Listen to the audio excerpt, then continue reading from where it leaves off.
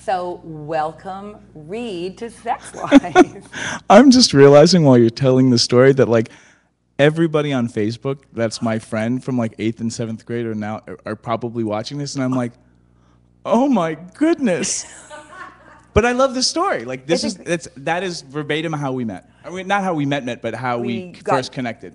I think we met earlier, but you didn't quite sink in my brain until I'd had your penis in my mouth. No pun intended, yes. Right. Well, that's the wonderful thing about the whole sex-wise philosophy is that it grants acceptance to who we are sexually without judgment and without rejection. And so camp is a wonderful embodiment of that, and you're a wonderful embodiment of camp. So I'm not surprised at all that you've won awards now 2 years in a row. And you give workshops. Yes, I do. And who wouldn't want a drive-by blowjob from Nina Hartley? I mean, it only lasts like a minute. I mean, you were that close. I mean, Marsha had gotten you like this close. I was happy. And I don't think she was going to let you go at that moment. I think she was going to keep you teased all night. She was going to tease me, so you were my savior. Thank you. Yes, Saint Nina. Saint Nina of the blowjobs.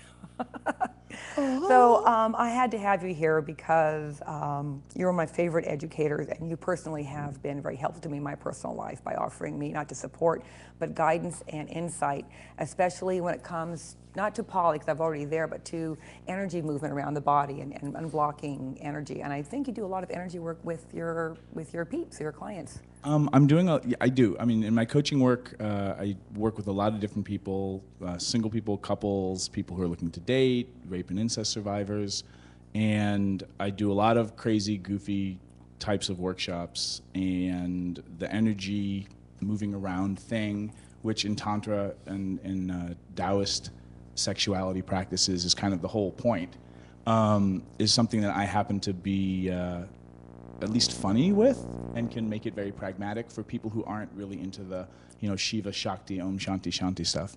You mean the 4 directions, the 5 spirits, and 8 ancestors? Yes, of course. And they're all here with us right now. Absolutely. In the chat room, maybe. In the chat room, yes. Well, Lizzo, you've met Lizzo. And you just did a workshop in LA not too long ago, a sex expert throwdown. Yeah. Tell us about this workshop. It's a brand new concept that I had never heard of before, and I've been stalking you to try to get you to do this.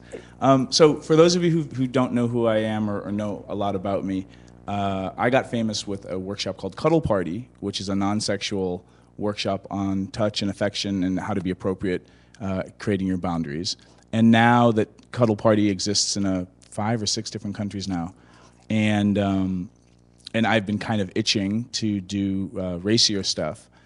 My new launching workshop that is starting to get a lot of traction is what we call Iron Slut Sex Educator Showdown, which is a spoof on Iron Chef and kind of a reality television goof off on sex education, where we get sex educators on stage, and basically you and I, when we do our Iron Slut, would basically be kind of swapping stories and techniques that we like to do when we're in the bedroom. So it's not so much that we would be like in teaching mode as in kind of an actor's studio, cool. Tell me about, how you like to do such and such. And then the kicker is we have live demonstrations. So would we be demonstrating with each other or on a third party? It depends. Like there are Iron Slut Sex Educator Showdowns where I bring in demo models for certain things because I might be co-hosting it with a male and I need a female body. Sometimes with the other sex educators, we demonstrate on each other. You're more than welcome to use me. I would donate my body to science for you, Reid. What can I say? I'm just a scientifically minded person. So when's your next Iron Slut workshop? The next Iron Slut Sex Educator Showdown is in Seattle with Elena Gabosh, who started the Center for Sex Positive Culture. And when is that going to be? That is going to be the 27th, I want to say. This month? May 27th. So all you folks out there up in Seattle land, check it out. Go to readaboutsex.com. I'm sure it's listed there. And you're doing the social media thing. You're on Twitter. You're on Facebook. So you're really reaching out there. Yeah, but I don't have a television show yet. Well, I'm lucky. I have an amazing team. I have Kira and Hawk and Efren, and they are just, they are amazing taskmasters. And luckily, I've learned how to take orders pretty well, so I don't have to do all the thinking myself. So in your I want to talk about open relationships because my first marriage didn't have, when I was younger, I had the poly feeling but did not have the word poly. And so I was labeled shallow and self-serving and fickle and afraid of commitment. And you probably ran across that too. And now the word poly is in the atmosphere. And so it's wonderful to see young people in their 20s who've got the label. And so they know, oh, there's a poly group that I can go to. When you are talking to people about opening up their relationships or the discussion, what is the number one, not blockage, resistance that you come across with people so far? Well, I mean, experience. the number one, the two things I would say that I run into time and time again, and on my website there's a whole little poly tab that people can click on, and there's a bunch of teleclasses and stuff, some stuff on jealousy that you and I did. The two things I think I run into quickest are people's shame around, this is something I want to be but I'm not supposed to, you know, and all the cultural baggage that entails. I'm not ready to settle down, I don't love you enough, because if I did, you'd be all I needed. And the second thing I run into immediately are just the learning curves of people just trying to make relationships work. And that's monogamy and polyamory. Right.